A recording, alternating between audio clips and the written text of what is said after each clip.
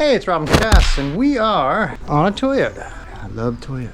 Toyotas and Hondas, my favorite. So this one, the AC's not working. She's taken it a couple places, got like a $4,000 estimate on doing the AC system. I was like, that's a little ridiculous. We're gonna figure out what's going on. Just by looking at it, I think the compressor clutch has gone bad. See how it's melted right there? So the clutch itself can go bad and the compressor be okay. Or the compressor can and then the clutch can melt like it's doing. We're gonna pull this wheel off, get up in there so we can get close to the compressor and try to turn the compressor shaft and see if it's got compression. If it's got compression, we're gonna put a clutch on it and not have to put a whole compressor on it. So that's what we're gonna diagnose right now. It's Toyota time. Let's go.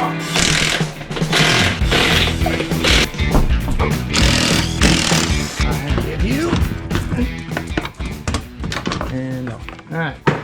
She is right up there. You can see the ooby, smushy, gooey stuff coming out. Which I think it might be kaputsies. I think those places were right. We won't know for sure until we get it off. And usually you turn the compressor, but it is melted. Oh, that pulley's coming off, it looks like. It might be the bearing in the pulley. We're gonna get it off, because it's hard to tell.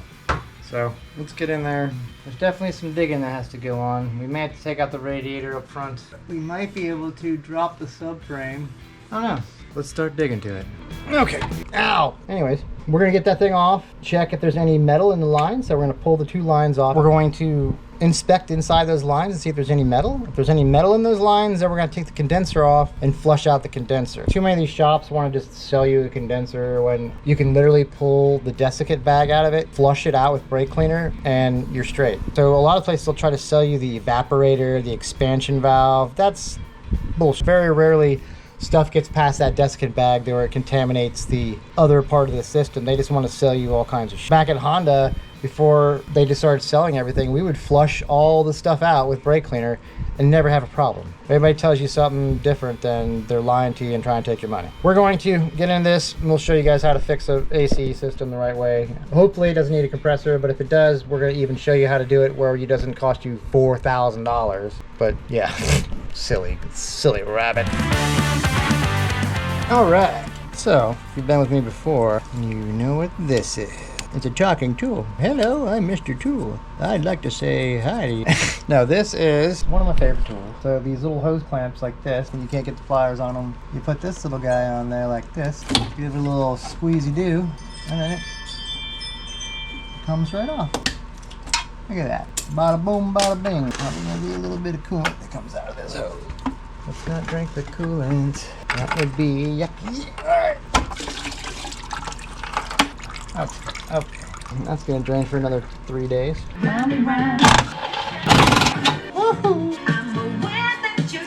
Oh, she know you cheating.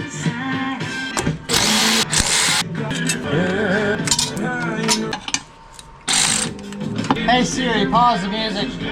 Thank you. She's a good Siri. Pause the music. Hey Siri, pause the music. Sometimes Siri don't hear you. Where the hell is this bolt at? Siri, pause the music. Thank you. This is quite tight, but not that bad. Okay, I'm working on the top two compressor bolts now. Once I get those out, I should be able to get this thing down here. Or loose to where we can kind of play with the clutch. Damn, that thing's tight. Woo. That's a little crazy. Why is it so damn tight? Alright.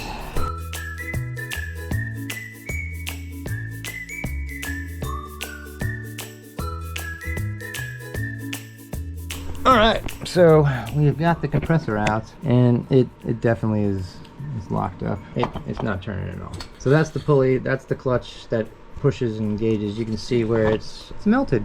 Melted pretty good. So it's gonna need a compressor. Got a little bit of metal in the lines. We're gonna pull out the condenser, pull that off, see if we can get a desiccant bag for the end. If not, we may just, condensers are pretty cheap. We might be able to put the whole condenser in there, but we need that desiccant bag. So we need to go get that and a compressor. And let me yank this thing off. No, well, let me go see if I get, let me get the parts first. The turbocharged CRV. See that VTEC? Those sounds are special effects made by me. Just let you know. All right, we got back from the parts store. Let me show you what I got.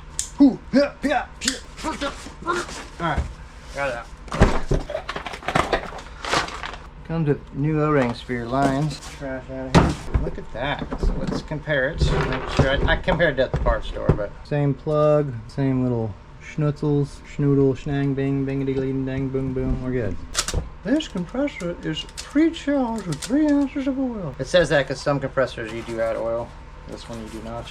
Oh, instead of buying a complete condenser that like a lot of places will tell you to do it, you can clean the condenser out and you can replace this. This is called the desiccant bag, the receiver dryer. But what the cool thing is all the refrigerant has to go through this super fine screen, probably like 100 micron screen, and this like charcoal bag slash filter. So when it goes through all this, and then through the rest of the system. So you don't need to replace all these parts. You just flush it out with brake cleaner. This catches like 99% of the crap. This is like 40 bucks, 40, 50 bucks for this dryer, compared to $400 for a condenser or whatever. I mean, you can get cheaper condensers. You can probably get a condenser for 120 bucks, but 40, 50 bucks for a damn filter. You just got to put a little elbow grease in and clean it out. Come on, come on. Let's get that thing. We're gonna pull the condenser out and flush that out. Then we're gonna flush all the lines out and blow out the whole system before we put this back on. So we got brake cleaner. Yeah, let's get back on that. Siri, pause that jive. Thank you. All right. Just to confirm, you'd like to call that crap-up gun? No, just pause the music. Sorry, I don't understand. Pause the music. Siri, dirty. Pause the music, Siri. All right, we're getting into the condenser, so we gotta clean it off. So this top part's gotta come off. Gotta take this top part out loose at least to get the old condensers out of here. So that's what we're doing now. All right, play my music, Siri.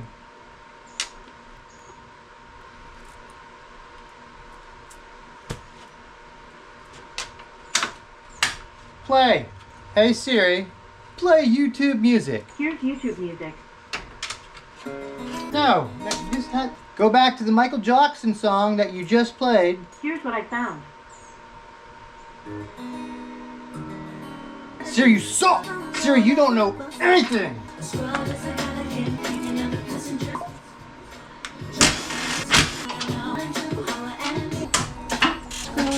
So we got the top cowling off. It's got these crazy, a lot of manufacturers have gone to this. Toyota's done it for a while. It's this kind of plasticky clippity deal that this condenser clips on there. Instead of bolting in, usually there's like a bolt and it bolts to something. This one you just pop that off. Be careful that you don't have this fall and bounce into the condenser here. But yeah, these kind of push in and then this pops off. We're gonna pop these off so we don't lose them. These are really handy, these little tiny bungee cords. Okay, I'll show you a trick to get these things off here. Take your screwdriver, stick it right here behind here. And remember, we're not prying, we're twisting. So we stick it in. These two guys you're gonna pinch together while you stick this behind here and you just twist this and boom, and then it pops out.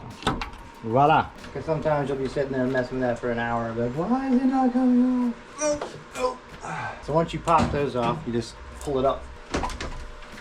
So I say, come on, what's your problem? Why don't you want to come over? Alright, just kidding. Who's texting me? Alright, where's my little screwdriver?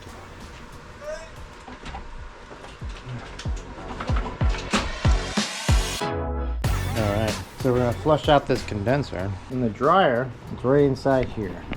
This is a massive Allen. I believe it's a 14 millimeter. Not many people have a 14 millimeter Allen. You can go out to Harbor Freight and get a whole set so you can get it. Or you can get a bolt, a 14 millimeter bolt, and it will fit in there just like that. And then you just turn it. And it's that easy. So I think you need a special tool. Nope, need some good old vice grips and a bolt. So if you ever run into that, you can always stick a bolt into an Allen hole or whatever and get out the part. So that's gonna get most of the crap, right? You can see all the metal in there. Good thing about having powder coating stuff, you get all kinds of plugs for all these different holes. Okay. Should shoot out here. Maybe not.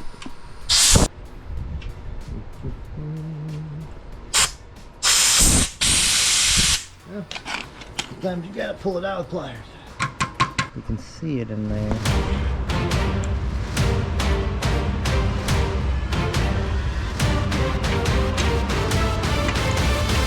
Come on, it's pushing it further in there. That's not good. Sometimes you gotta pick it out. Pick its nose. Pick its nose.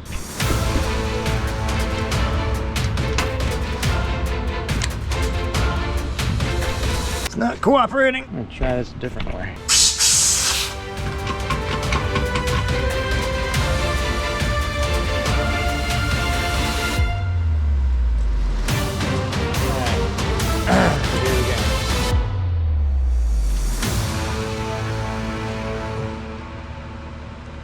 That catches all the crap. Now we're gonna flush this thing out with some brake clean. Get your brake clean out.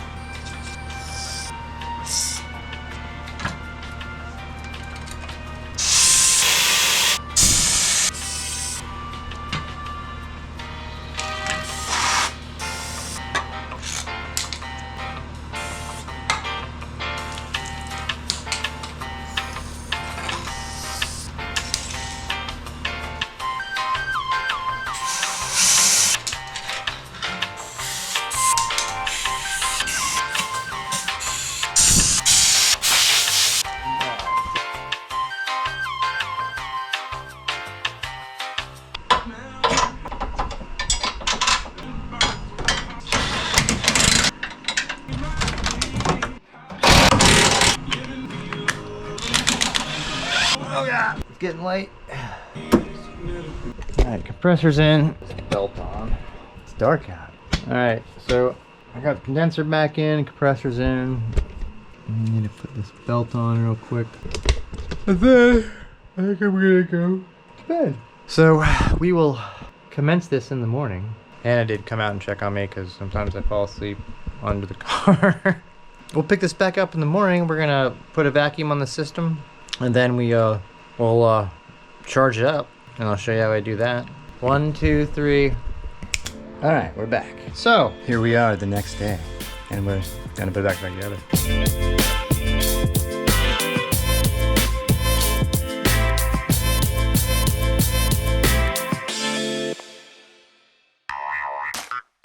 Okay, she's back together. I've put a vacuum on the, so we've got 30 inches of vacuum on the system. That does two things. That'll boil the moisture out of the systems, because you don't want any moisture in the system. That's mainly what that one desiccant bag does. It does have desiccant in there that takes moisture out, and it does block debris and other things, but mainly a moisture. This is the little desiccant bag. I'm pretty sure it's like charcoal that's in here. We can go ahead and open it up and see. That's like the stuff you see in like the little pill bottle that takes moisture out. Yeah, little desiccant beads. Oh, look at that. That helps remove moisture and particles from your AC. And the little screen, this thing that's in the dryer, pretty much grabs all the stuff before it goes through the system. So before it leaves that condenser, it has to go through that fine screen. So we flushed all the lines out, flushed out the condenser. We got a vacuum on the system. We're going to be filling it up here through the gauge. You just hook to this gauge right here, and it'll draw in what I need. I'll show you guys a setup later on. I will get a whole scale thing and show you how you can do like a budget AC system, so you don't have to spend thousands of dollars, because those Snap-on machines are like $8,000. And all they are is that gauge, a vacuum pump that you can get at our favorite Harbor Freight, and a scale. And we're gonna get one other tank. So we're gonna have a special tank that pulls out the refrigerant and puts it in the refrigerant. Right now I'm just putting it back into little cans like this. So I just put a vacuum on the can, suck it back in. That's how I take it out, so it's an approved thing. But I've ordered a big tank, so I should have a big tank down the road. But for now, let's get this thing filled up, get some coolant in here, and get this thing cooling and back down the road. Get our little radiator attachment. That is not the right one. This guy. Oh yeah. So you put a little attachment on here. Excuse me. Let's put this out of the way for now. And then this fancy contraption goes on top here. What you're pretty much doing is kind of like you're doing with the AC system, but using it in a different way. Because obviously there's coolant and water in there. And we're going to put a vacuum on this and use that negative vacuum to pull the coolant back into the car. Super cool. It helps with getting air bubbles out of your heater core. So your heater core is less likely to get bubbles in there. And this coolant looks straight, so we're going to put it back in. One of them goes in here. Sucks up the coolant. And then this one kind of blows air back, but I'm gonna show you what I do with that. I kind of do it like this. Leave my air, put your air on here. And then we shut that valve, open that valve.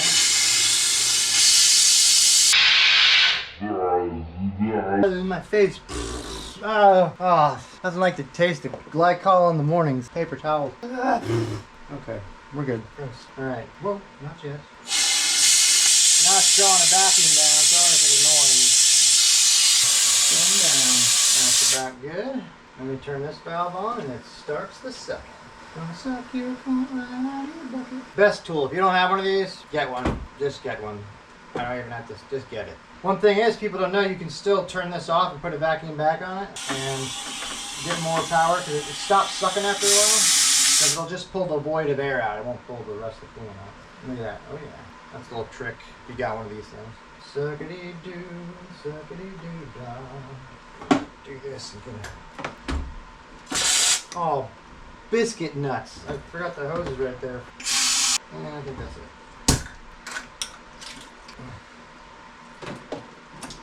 Okay, now that I got coolant all over the place, throw her on shade outside and wash her all down. Filling her up. Oh, she's getting nice cold. Oh yeah, nice cold. Oh, 130.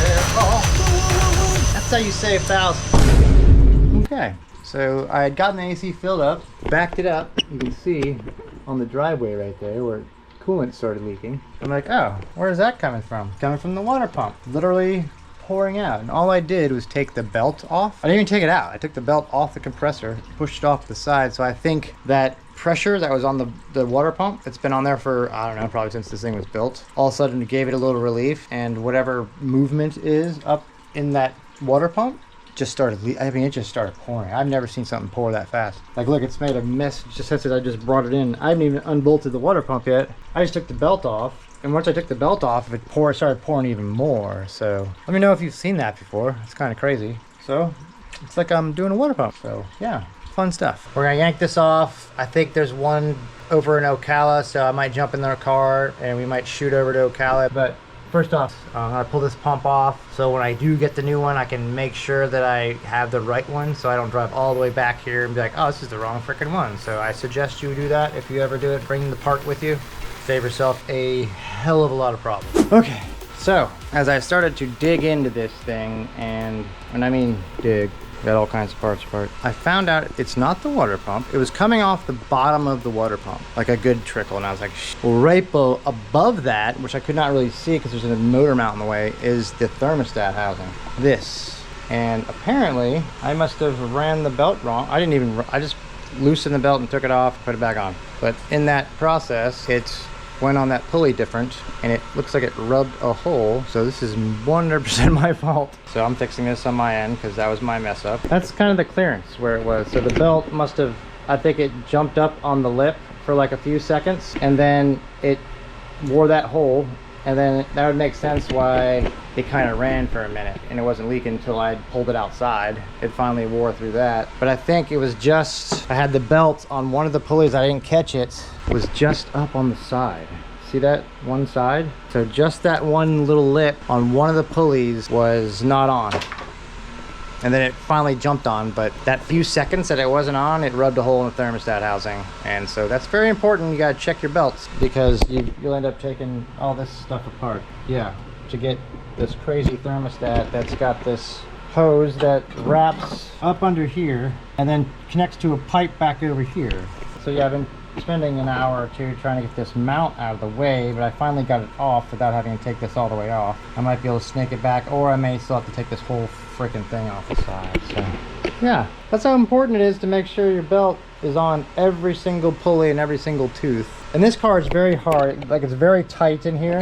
So I went up and I usually put my hand up, and I did this time, but I didn't, I guess I didn't catch the back lip on one of them. So it did that and cost me a little bit of money. So it happens. This is part of being a technician. And you know, even though I've got 30 something years of experience, I do still make mistakes. Obviously, I'm gonna take care of it, no problem. They actually are gonna get a new drive belt and a new thermostat housing on me So, you know, hooray. But anyways, it is cooling. It's nice and cool. But let me get this thing back together so they can come pick it up and have ice cold AC and a brand new thermostat and a brand new belt. Compliments of Kickass powder coating. Anyways, let's do it.